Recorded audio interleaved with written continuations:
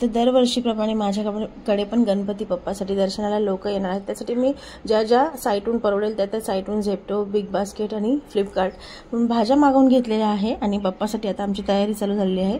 पहिल्या दिवशी रात्री मी फक्त ज्या भाज्या साफ करण्यासारख्या होत्या त्या साफ करून ठेवल्या, फ्लावर वगैरे, आणि त्यानंतर दुसऱ्या दिवशी आता आम्ही इथे सकाळी मग बाकीच्या भाज्या इथे कट करून घेतो आहे चॉपरमध्ये। आणि मी इथे मसाले भात घरीच बनवणार आहे, तेच मी तुम्हाला इथे एक शॉर्ट ब्लॉगमधून दाखवते आहे।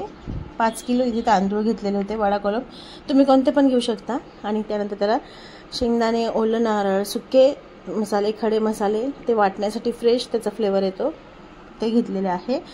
तर फटाफट मी शॉर्टमध्ये तुम्हाला मसाले इथे भाजून त्याची पावडर करून घेतली होती। आणि त्यानंतर आम्ही इथे सगळी तयारी करून घेतो आहे फटाफट।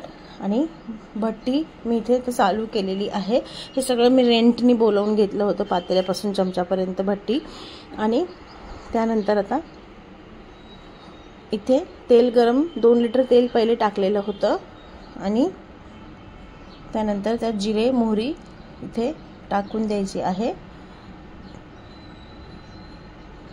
खडे मसाले, तेजपान, विलायची, लवंग पण टाकली होती, ती दाखवल्या गेली नाही व्हिडिओमध्ये।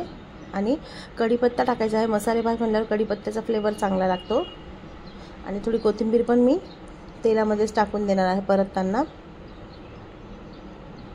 तर सत्यनारायणची पूजा झालेली आहे, सकाळी तुम्हाला दिसत असेल। आणि त्याच्यानंतर 12-1 वाजेपर्यंत आम्ही तयारी केली कटिंगची वगैरे, आणि नंतर मग आम्ही हे बनवायला लागलो होतो। आणि कांदा आता इथे 2-3 किलो, 3-4 किलो कांदे असतील ते चिरून ठेवले होते, ते टाकलेले आहे। कढीपत्ता परतल्यावर ते कांद्यामध्ये थोडीशी सुकी मिरची पण टाकलेली आहे आणि कांदा व्यवस्थित परतून घ्यायचा आहे। त्यानंतर त्यामध्ये मग आम्ही बाकीच्या भाज्या आता 1 बाय 1 टाकत जाणार आहोत। बघू शकता सगळं गाजर, बटाटे, मटर आणि त्यानंतर भिजलेले शेंगदाणे, हे सगळं इथे आता 1 बाय 1 टाकून घेणार आहे। टमाटर टाकलेले आहे। आता ते तांदळाच्या अंदाजानेच आम्ही भाज्या कापून घेतल्या होत्या, सगळ्या भाज्या आता टाकून दिलेल्या आहे। बाकी मटर आणि भिजलेले शेंगदाणे पण आता ह्याच्यात टाकून देणार आहे। तर भाज्या टाकताना परतताना थोडं मीठ टाकलं होतं मी लवकर परतण्यासाठी। आणि मटरचे दाणे सगळ्यात शेवटी टाकते आहे, कारण ते लगेच नरम होतात म्हणून। तर अशा आयडियाज तुम्हाला पण काही घरी करायचे असतील तर करू शकता, अगदी सोप्यात होतात। ज्या भाज्या अशा साफ करण्यासारख्या आहेत ते रात्रीच तुम्ही साफ करून ठेवू शकता। शेंगदाणे वगैरे मी सकाळीच भिजू घातले होते। आणि त्यानंतर लाल तिखट इथे टाकून दिलेलं आहे, थोडं घरचं आणि थोडं बाहेरचं कलरसाठी। हळद टाकलेली आहे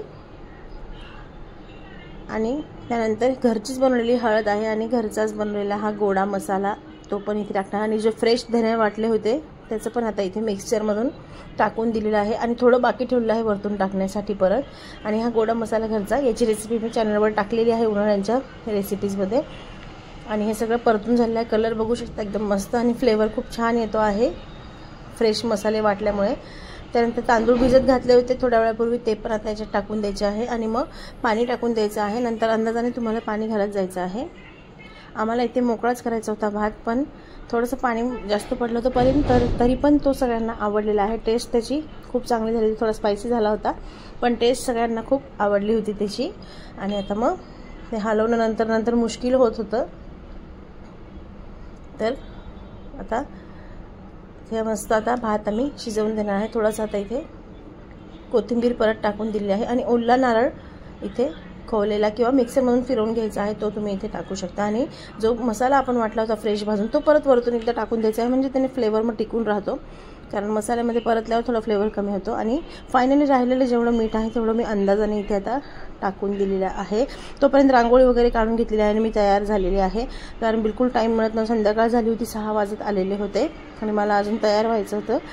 आणि त्यानंतर बाकीची सगळी तयारी करून घेतलेली आहे, घर वगैरे सगळं नंतर मग आम्ही क्लीन करून ठेवलं होतं, कारण लोक येण्याची वेळ चालू झालेली होती। त्याचबरोबर पूजा वगैरे सगळं माझं इथं झालेलं होतं आणि बाप्पासाठी आता आमचं सगळं व्यवस्थित झालेलं होतं। सेट सगळं क्लीन करून ठेवलं होतं, किचन वगैरे, कारण खूप जण सगळे आल्यानंतर मग भरपूर नंतर हे होतं एकदम एक साथ सगळेजण आल्यावर, त्यामुळे मी आधीच क्लीन करून घेतलं होतं सगळं, बेडरूम वगैरे सगळं सेटिंग करून ठेवली होती। आणि त्यानंतर आता संध्याकाळी यायला चालू झालेले आहेत लोक। आणि बघू शकता कोणी कोणी मदत केलेली आहे त्या सगळ्यांना मदतीसाठी थँक्स माझ्याकडून. कोणी रांगोळीला मदत केली, किचनमध्ये कामाला मदत केली, त्यानंतर डेकोरेशनचा आयडिया दिला, घर फुलं दिले, त्याच्यासाठी सगळ्यांना थँक्स. मला ज्यांनी मदत केली त्यांच्यासाठी. आणि त्यानंतर आरती आम्ही करून घेतली. ती संध्याकाळची वेळ झाली होती. जेवढे जण आले मग तेवढ्यामध्ये पहिले आरती करून घेतली, मग नंतर 1 बाय 1 सगळेजण येत गेले. तर एकदम छान असं वातावरण घरामध्ये वाटत होतं. दरवर्षीप्रमाणे मी हे करत असते. यावर्षी तुम्हाला मी फुल ब्लॉग याचा करून टाकले. मागच्या वर्षी मी मिसळ केली होती 100 लोकांसाठी, तर ती पण मी थोडा शॉर्ट व्हिडिओ दाखवला होता. आणि सॅलड मला बनवून दिलं होतं रेनूने, त्यामुळे एवढं छान सॅलड डेकोरेट करण्यासाठी तिला पण खूप खूप थँक्स. आणि त्यानंतर सगळे मला सर्व करू लागले, वाढू लागले, त्यांना पण सगळ्यांना थँक्स. आणि आता सगळ्या जसे येत गेले तसं पाया पडून मग आम्ही आमचं नंतर एकीकडं वाढणं आणि एकीकडं फोटोज काढणं पण चालू होते.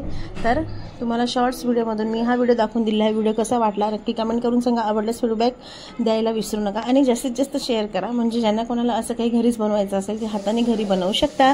तर आता हा व्हिडिओ तुम्ही नक्की शेअर करा आणि फोटोज तुम्ही आता बघून घ्या. आणि फायनली नंतर माझा पप्पा मी तुम्हाला दाखवते.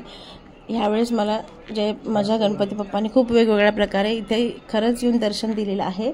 आणि मस्त मला कमळाची फुलं वगैरे सगळं ऑनलाईन मिळालेलं आहे. फुलं मी ह्यावेळेस सगळं ऑनलाईनच मागवले, कारण मला खूप छान छान फुलं भेटले. तर बाप्पासाठी एक कमेंट होऊन जाऊ द्या. आणि तोपर्यंत भेटूया पुढच्या एक ब्लॉगमध्ये. बघा माझा बाप्पा किती छान आहे तोपर्यंत. Bye bye.